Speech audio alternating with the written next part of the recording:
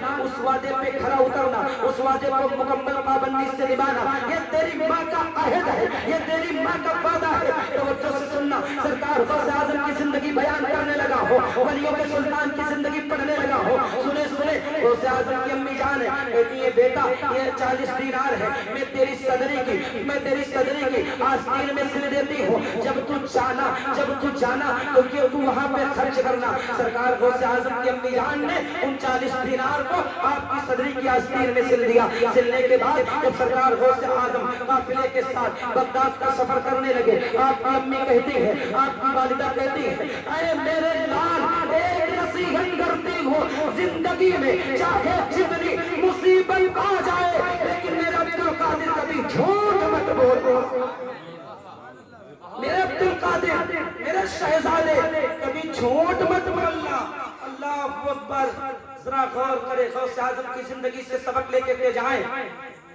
جشن غوث الورا میں آنے والے غوث اعظم کی زندگی سے سبق لے کر کے جائیں اور اپنی زندگی سے جھوٹ جیسی بیماری کو ختم کرے، جھوٹ جیسی بلا کو ختم کرے، کیونکہ میرے آقا فرماتے ہیں بند میرا امتی جھوٹ بولتا رہتا ہے، جھوٹ بولتا رہتا ہے، یہ جھوٹ فسق ہے، میرا امتی جھوٹ بولتا رہتا ہے، یہاں تک کہ وہ اللہ کے نزدیک کذاب لکھ دیا جاتا ہے، کذاب لکھ دیا جاتا ہے، اور جھوٹوں کا ٹھکانہ جہنم ہے۔ میرا آقا علیہ السلام کا دیوانو مصطفیٰ کریم فرماتے ہیں لیکن جب میرا امتی سچ بولتا ہے، سچ بولتا رہتا ہے، بولتا رہتا ہے، بولتا رہتا ہے، یہاں تک کہ اللہ کے نزدیک صدیق لکھ دیا جاتا ہے، سچ بولنے والا لکھ دیا جاتا ہے، یہی تک نہیں اس سچ کے ساتھ اللہ اس کی زندگی میں، اللہ آخرت میں اس کے لیے جنت کا سامان مہیا کرتا ہے۔ ذرا غور کریں، سچ کی جزا جو ہے وہ جنت ہے اور جھوٹ کی جزا جو ہے وہ جہنم ہے۔ اس طرح سمجھیں سچ کا بدلہ جنت ہے، جھوٹ کا بدلہ جہنم ہے۔ سرکار غوث اعظم کی زندگی سے سبق لے، آپ کی امی کہتی ہیں شہزادے کوئی مصیبت آوے لیکن جھوٹ مت بولنا۔ میرے آقا غوث اعظم اپنی امی کی جان سے وعدہ کر لیتے ہیں، امی جان بالکل میں جھوٹ نہیں بولوں گا۔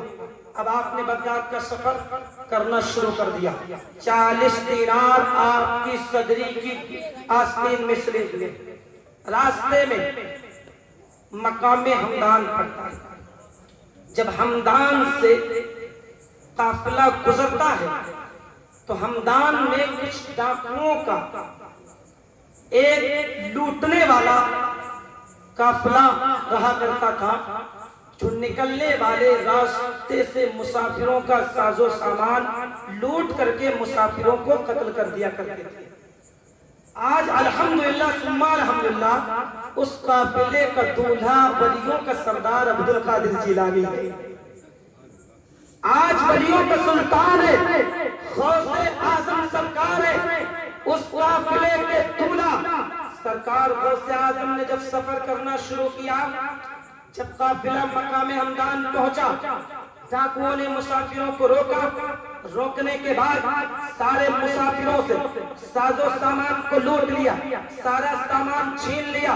جب سارے مسافر لٹ گئے، لٹنے کے بعد یہ 13 مہینے کا بچہ عبدالقادر جیلانی، توجہ سے سن، یہ تقریباً 13 سال کا یہ بچہ عبدالقادر جیلانی ایک کنارے کھڑا ہوا ہے، عبدالقادر جیلانی ایک کنارے کھڑے ہیں، میرے آقا غوث اعظم ایک کنارے کھڑے ہیں۔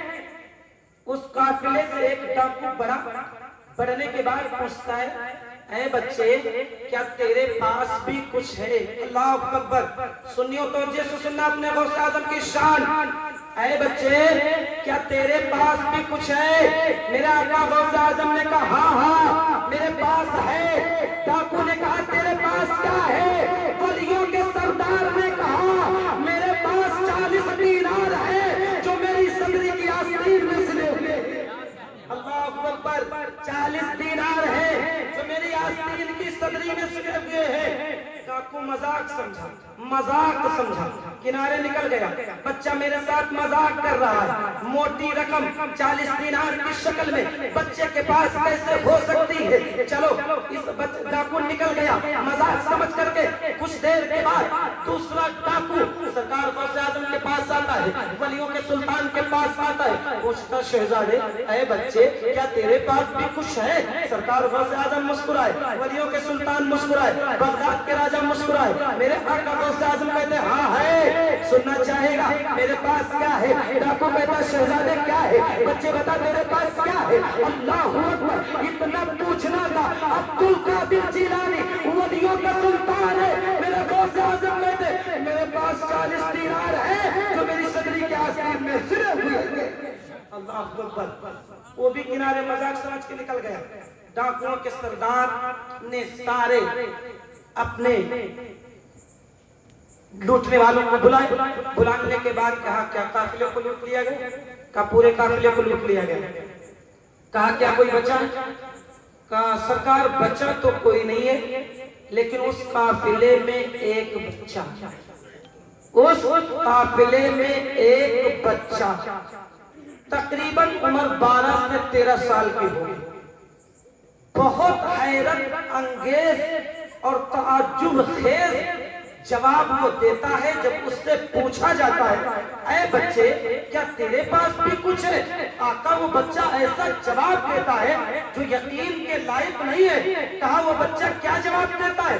कहा आका हमने उससे पूछा शहजादे तेरे पास कुछ है? बच्चे तेरे पास कुछ है? उसने कहा हाँ है। मैंने कहा क्या है? कहा मेरे पास 40 दीनार है जो मेरी सदरी की आस्तीन में सिले हुए हैं। डाकुओं का सरदार कहता है बुला रहा हूं बच्चे को मेरे पास। वो डाकू आते हैं, सरकार गौसे आजम को बुला करके लेकर के जाते हैं। अब सरकार गौसे आजम तवज्जो से सुने, सरकार गौसे आजम खड़े हैं, डाकुओं का सरदार सामने है, डाकुओं का सरदार सामने है। एक तरफ वलियों का सुल्तान है, वलियों का सरदार है, एक तरफ डाकुओं का सरदार है। अब तवज्जो से सुनना, अपने आका गौसे आजम की शान। वो डाकुओं का सरदार पूछता है शहजादे तेरे पास कुछ है? आका गौसे आजम कहते हैं मेरे पास 40 दीनार है। सुने सुने, ये अपनी माँ से किया हुआ वो वादा है जो चलने के वक्त सरकार गौसे आजम की माँ ने कहा था बेटा कितनी भी मुसीबत आ जाए लेकिन जिंदगी में कभी झूठ मत बोलो। कहा हाँ मेरे पास है 40 दीनार है। कहा शहजादे कहाँ है? सरकार गौसे आजम कहते हैं मेरी सदरी की आस्तीन में उसमें सिले हुए हैं।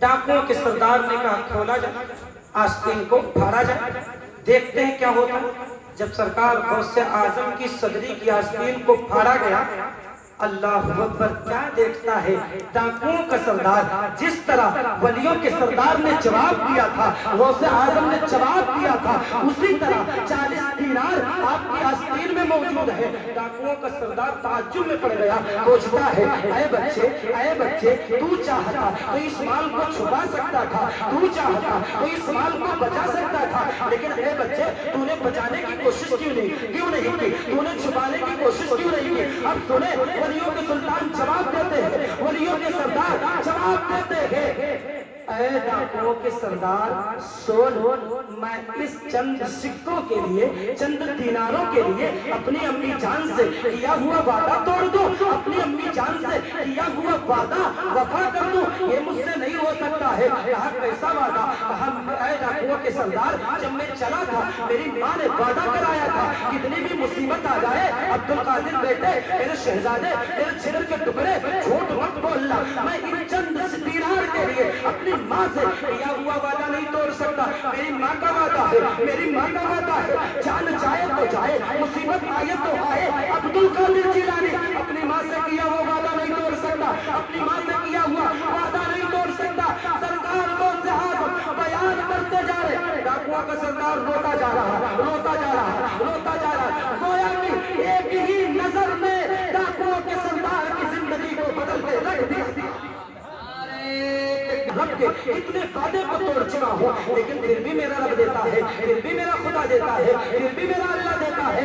ऐ शहजादे आज से तूने मेरी जिंदगी को बदल दिया, मेरी आंखों को खोल दिया। शहजादे अपना हाथ दे, तेरे कदमों में ये डाकुओं का सरदार सारे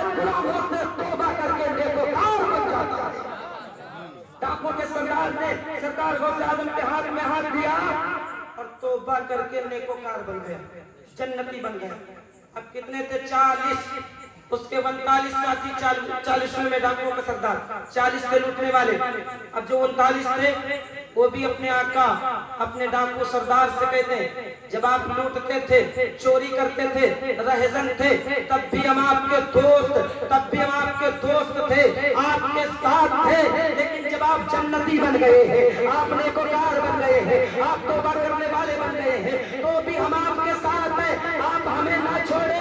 سرکار غوث اعظم جو 13 سال کا بچہ ہے، یہ ایک سچ نے ان لوگوں کی زندگی کو بدل کر کے رکھ دیا۔ سرکار غوث اعظم کے ہاتھ پہ ان 40 لوگوں نے ہاتھ دے کر کے سچے دل سے توبہ کر کے نیکوکار بن جاتے ہیں، جنتی بن جاتے ہیں۔ میرا آقا غوث اعظم فرماتے ہیں اے لوگوں، عبد القادر جیلانی کے ہاتھوں پہ اگر سب سے پہلے کسی نے توبہ کیا تو یہ ڈاکوؤں کی جماعت ہے۔ رہے پابند احکام شریعت، ابتدا سے نہ چھوٹا شیر قاری میں بھی روزہ غوث اعظم۔